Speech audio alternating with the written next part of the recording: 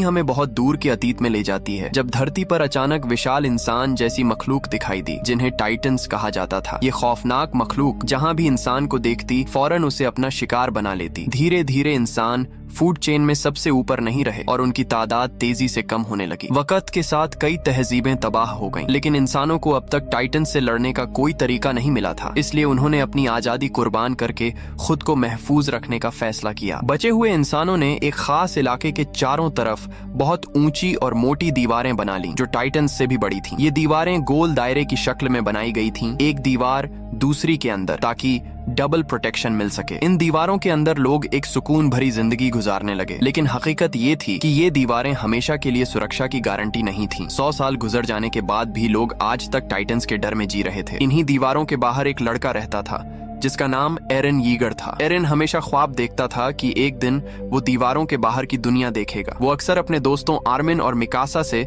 समंदर और बाहर की दुनिया के बारे में बातें करता रहता था। एक दिन तीनों ने फैसला किया कि वे दीवार के पास जाकर उस पर चढ़ने की कोशिश करेंगे। जब वे वहां पहुंचते हैं तो दीवार को करीब से देखकर हैरान रह जाते हैं। आर्मिन और मिकासा डर जाते हैं और कहते हैं कि शायद टाइटन्स अभी भी बाहर मौजूद हों, लेकिन एरन जिद करता है और कहता है कि 100 साल से किसी ने टाइटन्स को नहीं देखा, इसलिए शायद वो मर चुके हों। इसी दौरान बॉर्डर पुलिस वहां पहुंच जाती है और तीनों को पकड़ने लगती है। अपने दोस्तों को पकड़ा जाता देखकर एरन गुस्से में आ जाता है और सैनिकों से लड़ने लगता है, ये भूलकर कि उसे मौत की सजा भी मिल सकती है। तभी अचानक कैप्टन सुदा वहां आता है और सैनिकों को पीछे हटने का हुक्म देता है। वो एरन की आजादी की चाह समझता है, लेकिन उसकी बचकानी हरकतों पर उसे डांटता है। वो बताता है कि सेना जल्द ही दीवार के बाहर एक मिशन पर जाएगी, लेकिन तभी अचानक एक जोरदार धमाका होता है। जमीन कांपने लगती है और लोग घबराकर पीछे हटने लगते हैं। तभी सब देखते हैं कि दीवार के दूसरी तरफ एक भयानक विशाल टाइटन खड़ा है जो दीवार से भी बड़ा है। वो जोरदार चीख मारता है और पूरी ताकत से दीवार पर लात मार देता है। कुछ ही पलों में 100 साल की हिफाजत खतरे में पड़ जाती है और तबाही की शुरुआत हो जाती है। आखिरकार वो दीवार पर जोरदार लात मारकर उसे तोड़ देता है और जैसे ही रास्ता खुलता है हर तरफ धुआं और मलबा फैल जाता है। कुछ पलों के लिए सब कुछ खामोश हो जाता है, लेकिन फिर सैनिकों की आंखों के सामने एक खौफनाक मंजर आ जाता है। अनगिनत विशाल टाइटन्स टूटे हुए गेट से अंदर घुसने लगते हैं। सैनिक तुरंत तोपों से हमला करते हैं, लेकिन गोलों का उन पर ज्यादा असर नहीं होता क्योंकि टाइटन्स के जख्म हैरान करने वाली रफ्तार से खुद ही भर जाते हैं। कुछ ही देर में टाइटन्स सैनिकों तक पहुंच जाते हैं और एक एक करके उन्हें खाने लगते हैं। कुछ ही पलों में पूरा शहर चीखों और अफरा तफरी से भर जाता है। लोग जान बचाने के लिए इधर उधर भागने लगते हैं, घर रौंद दिए जाते हैं और मासूम इंसान टाइटन्स के हाथों में फंस जाते हैं। इसी भगदड़ में आर्मिन भीड़ में खो जाता है, जबकि एरन और मिकासा शहर के चर्च की तरफ भागते हैं जहां लोग पनाह ले रहे होते हैं। रास्ते में मिकासा एक छोटे बच्चे को भीड़ के नीचे कुचलते हुए देखती है और उसे बचाने के लिए रुक जाती है, लेकिन इसी दौरान वह एरन से अलग हो जाती है। एरन को जबरदस्ती चर्च के अंदर खींच लिया जाता है और लोग दरवाजा बंद कर देते हैं। खिड़की से एरन बेबसी में मिकासा को देखता है जब एक खौफनाक फीमेल टाइटन उसके करीब बढ़ रही होती है। मिकासा समझ जाती है कि अब बचने की कोई उम्मीद नहीं है और सिर झुकाकर अपनी किस्मत कबूल कर लेती है। उसी पल एक जोरदार धमाका होता है और चर्च के अंदर मौजूद सब लोग पीछे गिर जाते हैं। जब एरन दोबारा बाहर देखता है तो न मिकासा होती है और न ही वो टाइटन। घबराकर वह बाहर भागता है, लेकिन उसे सिर्फ तबाह हुआ शहर मिलता है जो कभी उसका घर था। पीछे मुड़कर वह देखता है कि टाइटन्स चर्च को भी तोड़ रहे हैं और अंदर मौजूद लोगों को निगल रहे हैं। ये मंजर एरन का दिल तोड़ देता है और वह उजड़ी गलियों में बेमकसद भटकता रहता है, पूरी तरह टूट चुका होता है। 10 महीने बाद रिसर्च यूनिट आर्मी चीफ कूबल सैनिकों से भाषण देता है और हैंगे को स्टेज पर बुलाता है। अब वह वेपन्स डिपार्टमेंट की हेड बन चुकी होती है। हैंगे अपना बनाया हुआ 3 डायमेंशनल मैन्यूवरिंग गियर सबके सामने दिखाती है और दावा करती है कि यही वेपन उन्हें टाइटन्स के खिलाफ जीत दिलाएगा। लेकिन डेमोन्स्ट्रेशन के दौरान वह गलती से कुछ सैनिकों को लगते लगते बचती है, जिससे सब घबरा जाते हैं। अगले सीन में हमें भीड़ में एरन और आर्मिन दिखाई देते हैं। पता चलता है कि दोनों 2 साल पहले के हमले में बच गए थे और अब आर्मी का हिस्सा है। एरन के दिल में टाइटन्स के लिए गहरी नफरत होती है क्योंकि उसने समझ लिया होता है कि इन्हीं की वजह से उसने अपनी प्यारी मिकासा को खो दिया था। दूसरी तरफ कैप्टन सोडा भी जिंदा बच जाता है, लेकिन अंदर से पूरी तरह टूट चुका होता है। उसे जिंदगी में अब कोई दिलचस्पी नहीं रहती और वह आर्मी में खाना बांटने वाला एक शराबी बन जाता है। इसके बाद आर्मी फैसला करती है है रात के वक्त आउटर डिस्ट्रिक्ट पर हमला किया जब ज्यादातर टाइटन्स सो रहे होंगे। प्लान ये होता है कि पहले उस रास्ते को बंद किया जाए जहां से टाइटन्स अंदर आए थे ताकि और दुश्मन ना आ सकें। फिर बाकी टाइटन्स को खत्म करके इलाके पर दोबारा कब्जा किया जाए। हैंगे सबको हिदायत देती है कि धीरे चलें और कोई आवाज न करें क्योंकि टाइटन्स आवाज पर तुरंत रिएक्ट करते हैं। गेट खुलते ही सैनिक ट्रक्स में बैठकर आगे बढ़ते हैं। रास्ते में अचानक कैप्टन गाड़ियां रुकवा देता है क्योंकि उसे आगे कुछ मूवमेंट महसूस होती है। सभी सैनिक अलर्ट होकर देखते हैं लेकिन वहां सिर्फ कुछ गायें घूम रही होती हैं। सब राहत की सांस लेते हैं। तभी हाना नाम की एक सोल्जर को बच्चे के रोने की आवाज सुनाई देती है। वह बिना सोचे समझे उसकी तरफ बढ़ जाती है और अपनी जान खतरे में डाल देती है। एरन भी उसके पीछे चला जाता है। दोनों एक टूटी हुई बिल्डिंग में पहुंचते हैं जहां रोने की आवाज और साफ हो जाती है। अचानक एक गाढ़ा सा लिक्विड हाना पर गिरता है। दोनों ऊपर देखते हैं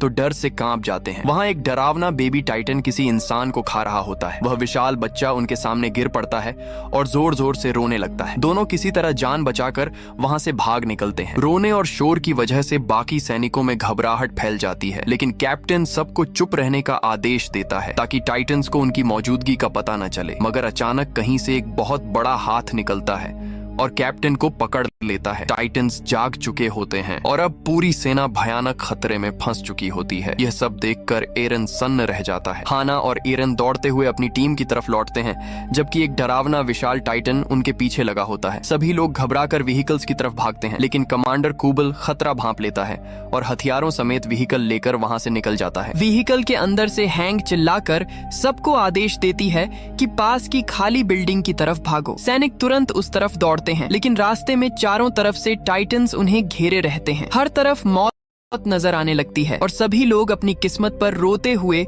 उम्मीद छोड़ देते हैं। तभी अचानक एक रक्षक आकाश से उतरता है। यह स्काउट रेजिमेंट का प्रसिद्ध कैप्टन शिकासा होता है जिसे टाइटन किलर के नाम से जाना जाता है। वह अपने 3 डायमेंशनल गियर की मदद से हवा में झूलते हुए टाइटन के पीछे पहुंचता है और उनकी गर्दन के कमजोर हिस्से पर वार करके एक एक कर सबको समाप्त कर देता है। इसके साथ एक बहादुर लड़की भी होती है जो उसकी तरह ही स्किल्ड होती है। दोनों मिलकर कुछ ही पलों में सभी टाइटन्स को मार गिराते हैं। मरे हुए दैत्य धीरे धीरे भाप बनकर गायब हो जाते हैं। इसी दौरान एरन की नजर अचानक शिकासा की साथी पर पड़ती है और वह हैरान रह जाता है। वह कोई और नहीं बल्कि मिकासा होती है लेकिन मिकासा अपने पुराने दोस्त की तरफ देखने तक की जहमत नहीं उठाती। वह सीधे शिकासा की तरफ देखती है जो मुस्कुराकर उसे जवाब देता है। फिर सभी लोग बिल्डिंग की तरफ बढ़ते हैं। वहां पता चलता है कि कमांडर कुबल ने खुद शिकासा को इस मिशन में मदद के लिए भेजा था। पहले शिकासा ने मिकासा की जान बचाई थी और उसे टाइटन से लड़ने का तरीका सिखाया था। तब से दोनों एक टीम के रूप में काम कर रहे थे। टाइटन की दुनिया में रहते हुए मिकासा ने जीवन की कड़वी सच्चाइयां सीख ली थीं। अब वह अपनी पुरानी जिंदगी से जुड़ना नहीं चाहती थी। कुछ देर बाद एक सैनिक एरन पर आरोप लगाता है कि उसी की वजह से पहले टाइटन अट्रैक्ट हुए और सभी की जान खतरे में पड़ी। दोनों में झगड़ा शुरू हो जाता है लेकिन मिकासा बीच में आकर रोक देती है। शिकासा एरन से उसका नाम पूछता है और उसे अलग लेकर बात करता है ताकि अपनी सुपीरियोरिटी दिखा सके। एरन बताता है कि वह टाइटन को मारना सीखना चाहता है क्योंकि इन्हीं की वजह से वे कैद होकर रह गए हैं। यह सुनकर शिकासा हंस पड़ता है और कहता है कि इंसानों को टाइटन्स ने नहीं बल्कि उनकी अपनी डरपोकियत ने कैद किया है। उन्होंने लड़ने से डर के वजह से आज इस हालत में हैं। फिर वह एरन को डरपोक कहकर टीज करता है। एरन इनकार करता है तो शिकासा कहता है कि अगर सच में बहादुर हो तो अपने डर को छोड़कर आजादी के लिए लड़ो। बाद में एरन मिकासा को ढूंढता है और उसे एक टूटा हुआ पियानो बजाते हुए देखता है। वह उससे फिर से जुड़ने की कोशिश करता है लेकिन मिकासा बिल्कुल बेपरवाह नजर आती है। वह बताती है कि जिस बच्चे की वह देखभाल करती थी उसकी मौत ने उसे बदल दिया। फिर वह अपने शरीर पर टाइटन के काटने का निशान दिखाती है जो उसके जख्मों की गवाही देता है। अचानक शिकासा आता है और मिकासा को अपने हाथ से सेब खिलाता है जिससे उसका प्यार साफ झलकता है। यह नजारा देखकर एरन अंदर से टूट जाता है। वह बाहर निकलकर चिल्लाने लगता है। जिस लड़की के लिए वह टाइटन से बदला लेना चाहता था वह पहले जैसी नहीं रही थी। हाना और एरन उस समय पास आते हैं और हाना उसे सांत्वना देती है। दोनों वापस बिल्डिंग में लौटते हैं और बातें करने लगते हैं जबकि पास ही एक जोड़ा एक दूसरे को चूम रहा होता है। हाना भावुक होकर एरन को अपनी बेटी के बारे में बताती है जो इनर डिस्ट्रिक्ट में सुरक्षित है। वह कहती है कि उसे अपनी बेटी बहुत याद आती है। धीरे धीरे वह एरन के करीब आती है और खुद को उसके ऊपर थोपने की कोशिश करती है लेकिन अचानक खिड़की के बाहर एक विशाल आंख दिखाई देती है। अगले ही पल एक टाइटन अपना मुंह खोलता है और हाना को पकड़कर पल भर में निगल जाता है। एरन बेकसूर होकर अपनी दोस्त को मरते हुए देखता रहता है। इसी दौरान कई और टाइटन्स बिल्डिंग की तरफ बढ़ने लगते हैं। शिकासा, मिकासा और बाकी सैनिक तुरंत अपना 3 डिमेंशनल गियर पहनते हैं और लड़ाई शुरू कर देते हैं। शिकासा और मिकासा मिलकर ज्यादातर टाइटन्स को मार देते हैं, लेकिन चूंकि यह कई सैनिकों की पहली लड़ाई होती है, इसलिए कई लोग घायल हो जाते हैं। कमांडर कुबल घोषणा करता है कि अब उनके पास सबसे अहम हथियार एक्सप्लोसिव मटेरियल है और सभी को इसे हर हाल में सुरक्षित रखना होगा। इसी बीच वह जोड़ा जो पहले एक दूसरे को चूम रहा था, अचानक टाइटन के हमले का शिकार हो जाता है। लड़का मारा जाता है और लड़की अपने प्रेमी की मौत पर टूट जाती है। वह कसम खाती है कि वह इस दरिंदे से बदला लेगी। कुछ देर बाद वह देखती है कि कोई एक्सप्लोसिव मटेरियल वाली व्हीकल लेकर भाग रहा है। वह तय करती है कि वह अपनी जान की परवाह किए बिना इसे रोक देगी। वह व्हीकल में छलांग लगाकर बैठती है, इसे स्टार्ट करती है और सीधे उस टाइटन की तरफ दौड़ती है जिसने उसके प्रेमी को मारा था। व्हीकल टकराकर जोरदार धमाके से फट जाती है। टाइटन की टांगें तबाह हो जाती हैं, लेकिन कुछ ही पल बाद वह फिर से उग जाती हैं। सभी को एहसास होता है कि उन्हें मारने का एकमात्र तरीका उसकी गर्दन का कमजोर हिस्सा है। इस बीच एरन अब तक बिल्डिंग पर खड़ा सब कुछ देख रहा होता है। अचानक उसे शिकासा की बातें याद आती हैं। डर छोड़ो और आजादी के लिए लड़ो। ये सोचकर एरन हिम्मत जुटाता है और अपना 3 डिमेंशनल गियर इस्तेमाल करके पहली बार हमला करता है। शुरू में वह लड़खड़ाता है, लेकिन शिकासा की गाइडेंस से आखिरकार अपना पहला टाइटन मार देता है। लेकिन सफलता के तुरंत बाद उसका संतुलन बिगड़ जाता है। वह सीधे एक और टाइटन के मुंह में जा गिरता है। टाइटन उसकी एक टांग नोच लेता है। गंभीर दर्द के बावजूद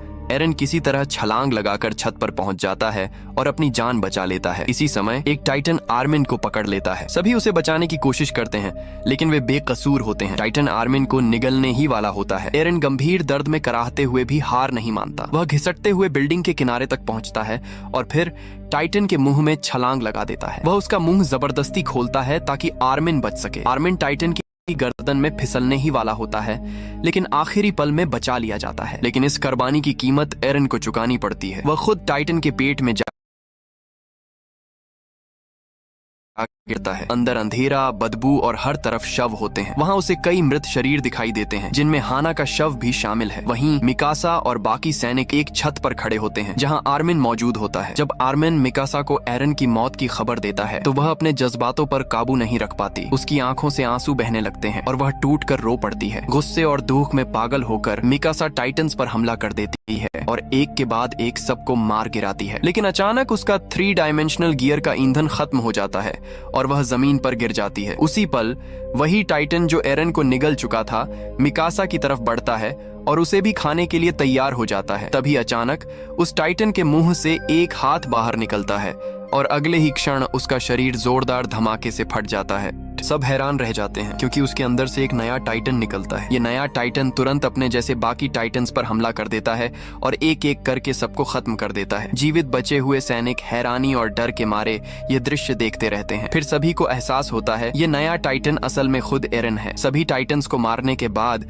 वह टाइटन बिल्डिंग की तरफ बढ़ता है, जैसे अब वही दुश्मन बन चुका हो। एरन अपनी पहचान भूल चुका होता है और हमला करने के इरादे से आगे बढ़ता है। सभी सैनिक डर के मारे पीछे हट जाते हैं, सिवाय मिकासा के। वह जोर से एरन का नाम पुकारती है, एरन रुक जाओ, लेकिन वह नहीं रुकता और मिकासा को पकड़ लेता है। मगर जैसे ही वह उसकी आंखों में देखता है, उसकी याददाश्त वापस आने लगती है। वह मिकासा को पहचान लेता है। अगले ही पल उसका शरीर जमीन पर गिरता है और धीरे धीरे भाप बनकर खत्म होने लगता है, जैसे बाकी टाइटन्स होते हैं।